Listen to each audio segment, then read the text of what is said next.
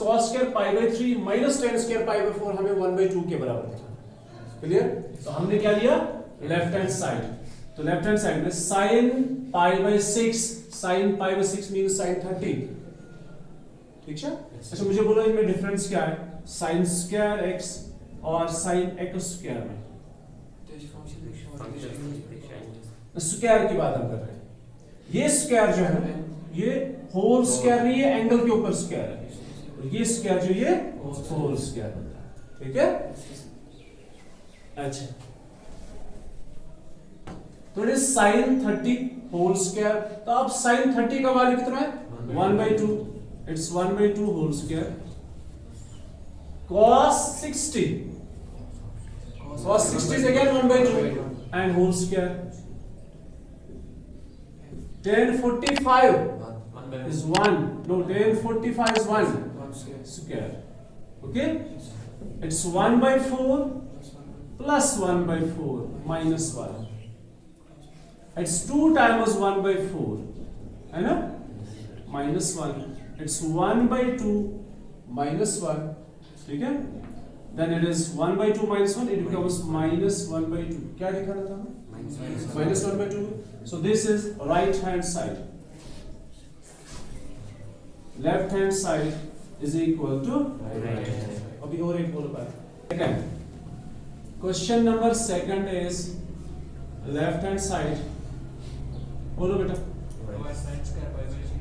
Twice sin square pi by 6 plus cosec square 7 pi by 6 multiplied by cos square pi by 3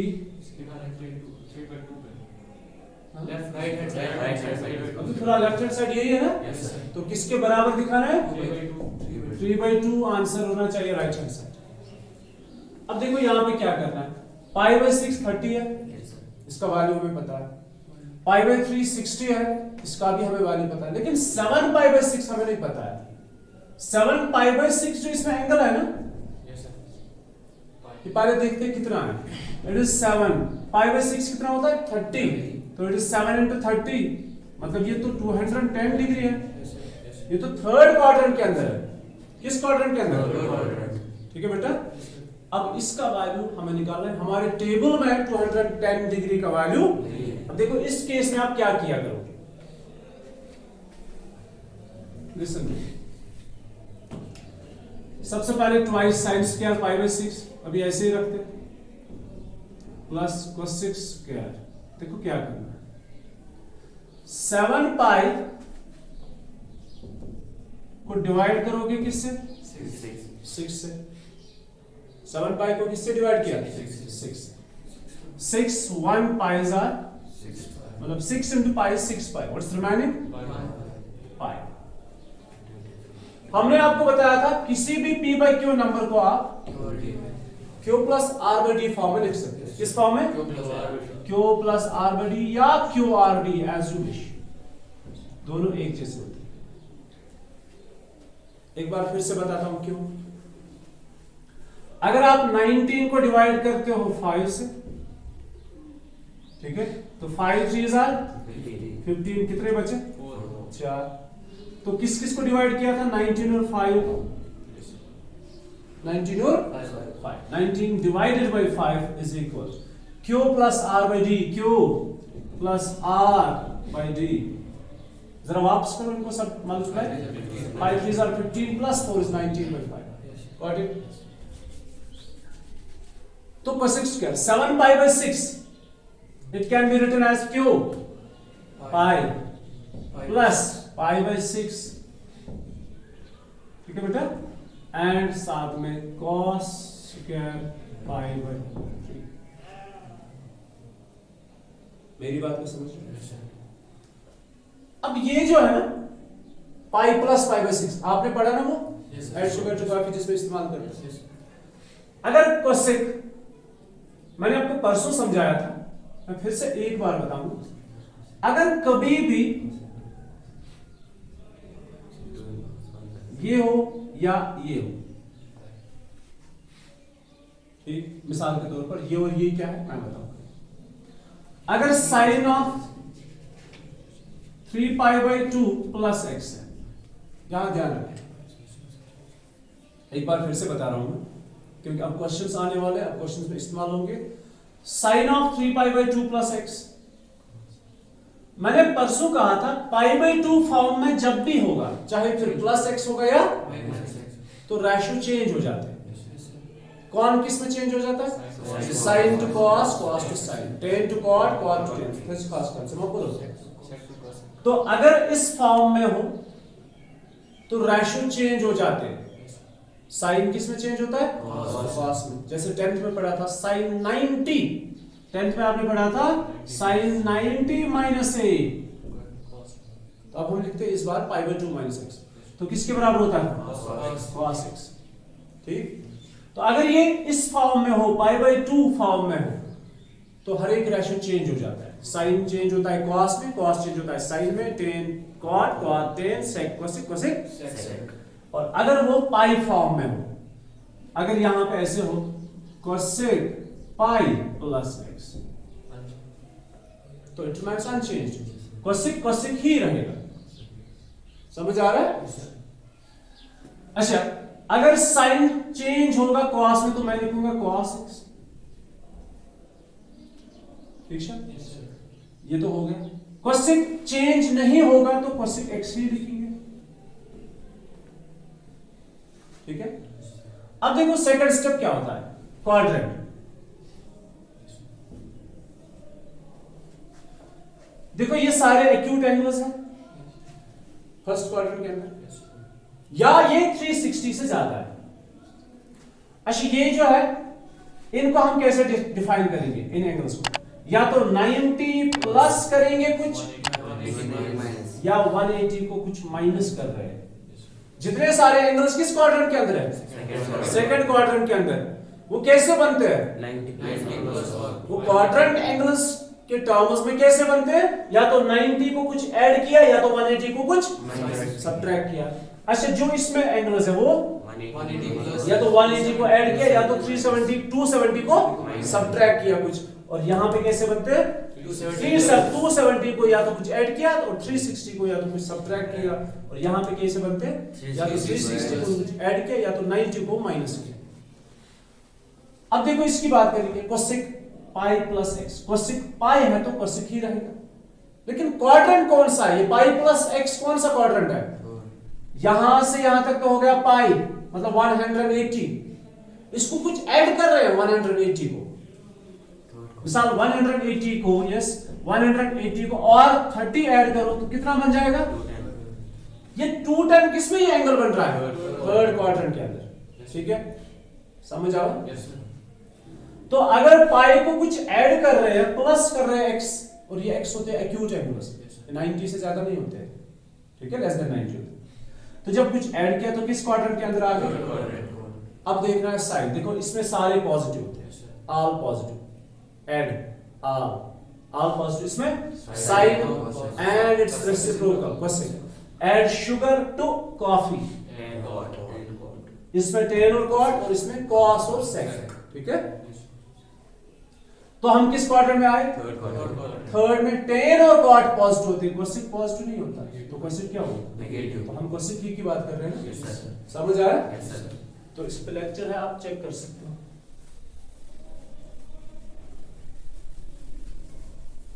अच्छा बोलो, अभी मैंने values नहीं दिए, अभी दे दूंगा बाद में एक साथ। तो कोसेक पाई, अगर कोसेक पाई है तो कोसेक ही रहेगा, लेकिन पाई नहीं, पाई बाय 6 एक्यूट एंगल। माइनस है कि प्लस है? क्यों? थर्ड क्वाड्रेंट का माइनस। अब स्क्वायर आप यहां नहीं लिख सकते, क्योंकि ये बेसिकली होल स्क्वायर, माइनस भी आगे नहीं, पॉजिटिव बन जाएगा ना बाद में, इसलिए स्क्वायर को लिखना है। ठीक है, और साथ में क्या है? Cos square. स्क्वायर है ना, होल स्क्वायर। इस बार जरूरत पड़ी यहां लिखने की तभी लिखा, और इनमें लिखने की जरूरत ट्वाइस। अब बोलो sine pi by 6, 1/2 whole square, ये पॉजिटिव बन जाएगा। फिर से कोसेक स्क्वायर बन जाएगा। अच्छा, कोसेक पाई बाय 6 रहने दो इसको। ये पॉजिटिव हो गया। कोसेक पाई बाय 6 कितना है 2। अगर साइन 30 1/2 है तो कोसेक 30 क्या है 2, it's 2 square and cos square pi by 30 sorry pi by 3 means 60 cos 60 is 1/2 and उसके ऊपर स्क्वायर। शायद आपको वैल्यूज ही नहीं याद है वैल्यूज, इट्स 2 एंड 1/4 प्लस ये भी 2 स्क्वायर है ये भी 2 स्क्वायर है तो ऐसे लिखते हैं 4 into 1/4 ये और ये cancel, it's 2 and 2 it's 1/2 plus 1 1/2 plus 1 कितना होता है 3/2। वही तो हमारा राइट हैंड साइड है। So therefore left hand side is equal to right hand side. पढ़ा सेकंड आपने पढ़ा क्वेश्चन नंबर 3 और 4 क्या करोगे होमवर्क है खुद से कर लेना। अभी है question number 5 part number first और इसका पार्ट नंबर सेकंड जो है वो खुद से कर लेना, ठीक है। Part number first is sine 75 वही है ना, इसको करेंगे कन्वर्ट स्टैंडर्ड एंगल्स में से। स्टैंडर्ड एंगल है 45 और 30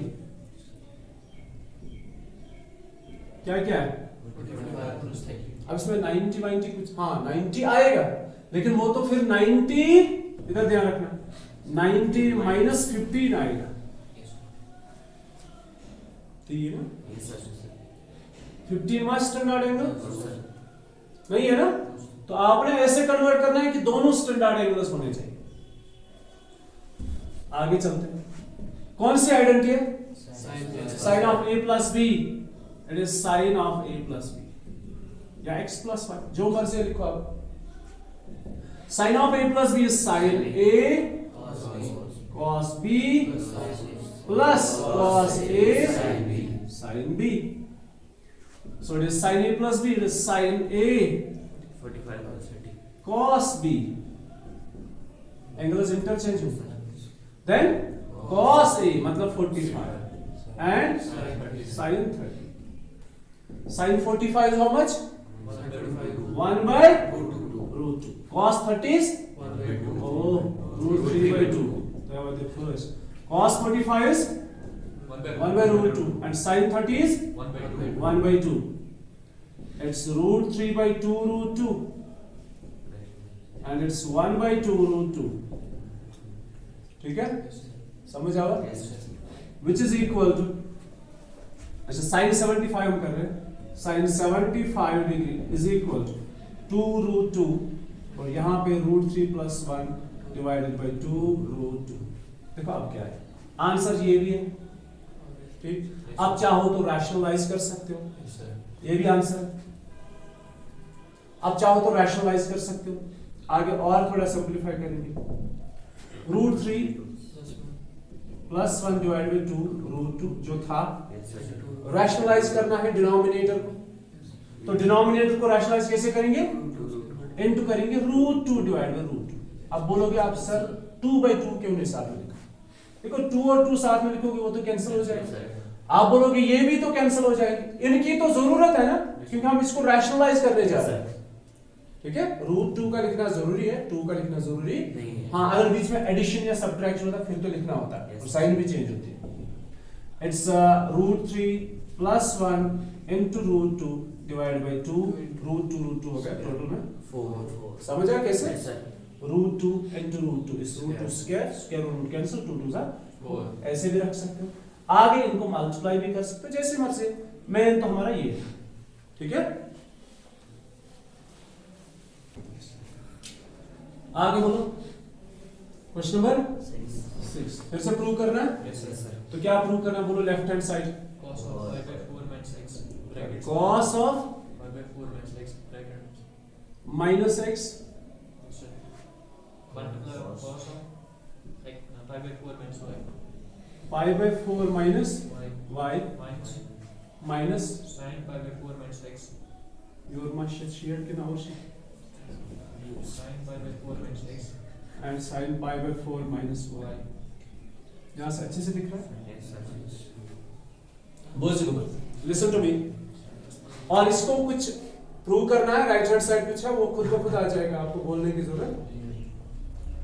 cos of pi by 4 minus x cos of pi by 4 minus y minus sin of pi by 4 minus x sin of pi by 4 minus y। देखो अगर आप ऐसा करोगे, cos जैसे हम करते थे ना cos 90 minus x, वो तो होता था sin x के बराबर, लेकिन पहले ये तो क्वाड्रेंट एंगल होना चाहिए ना, ये क्वाड्रेंट एंगल नहीं है, पाई बाय 4 है 45, इस पे ऐसा कुछ अप्लाई नहीं होगा, नहीं समझे? ये जो हम ऐड शुगर टू कॉफी वाला जो ट्रिक है ना वो इस्तेमाल करते हैं उनके लिए जब ये क्वाड्रेंट एंगल्स हो 90, 180, 270, 360, ये पाई बाय 4 45 इसके लिए इस्तेमाल, तो एक चीज खत्म। अब कुछ और सोचते हैं, देखो एंगल्स पे फोकस करते हैं और पहले करना भी चाहिए एंगल्स पे focus.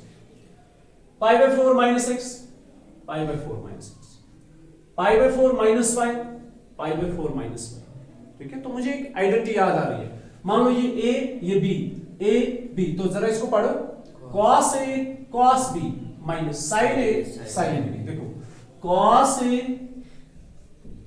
cos b minus sin a, अब x पढ़ो या y पढ़ो, ठीक है?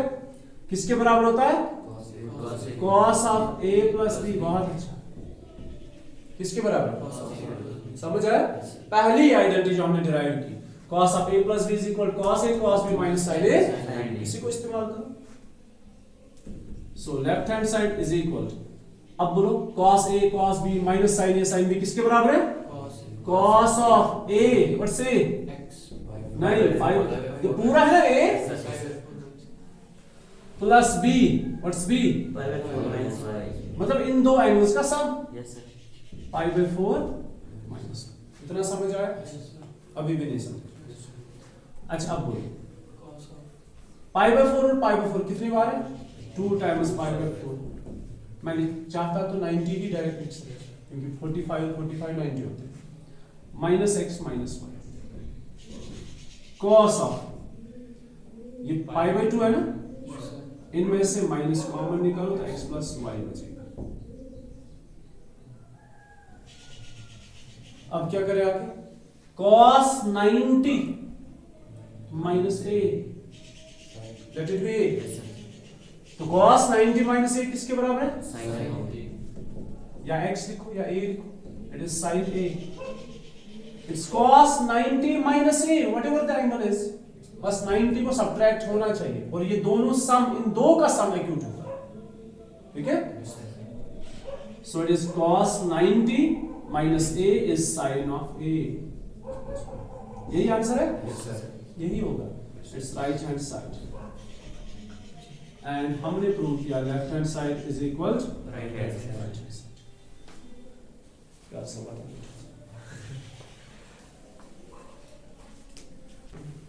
Once the question number 7. Question number 7 is left hand side is what? 10 of pi by 4 plus x 10 of pi by 4 minus x। अगर आपने वो 90 प्लस और 90 माइनस सोचा, ये ऐसा कुछ नहीं है, ये 45 है, ठीक है? तो 45 पे वैसे कोई आइडेंटिटी अप्लाई नहीं हो रही। अब हमारे पास आइडेंटिटी है और वो है 10x plus y, x plus लिखो या a प्लस लिखो, a प्लस और माइनस, प्लस है तो प्लस इस्तेमाल करेंगे, माइनस है तो माइनस इस्तेमाल करेंगे। 10 of a plus b is 10a plus 10b, 1 minus 10a 10b, अगर माइनस है तो ये भी माइनस और ये प्लस, और हमारे पास दोनों है। फिलहाल न्यूमरेटर के अंदर 10a plus b, it's 10a 10b, नहीं समझे? Divided by 1 minus 10a, yes their product 10b, हो गया न्यूमरेटर। अब डिनोमिनेटर फिर से 10a इस बार माइनस 10b, है ना? Divided by 1 plus is not plus 10a 10b, ठीक है? अब देखिए 1 क्यों 1045 है ना 1 1045 1 by 1 is 1. is 1. So it's 1 plus 10x. 1 minus 1 into 10x, that's 10x. 1 plus 10x divided by 1 minus, ये तो 1 है. So it's 1 minus 10x. 1 plus 10x, 1 minus 10x divided by 1 minus 10x divided by 1 plus 10x. नहीं समझे? अगर ये मजबूर one it's 1 plus 10 by 1 minus 10.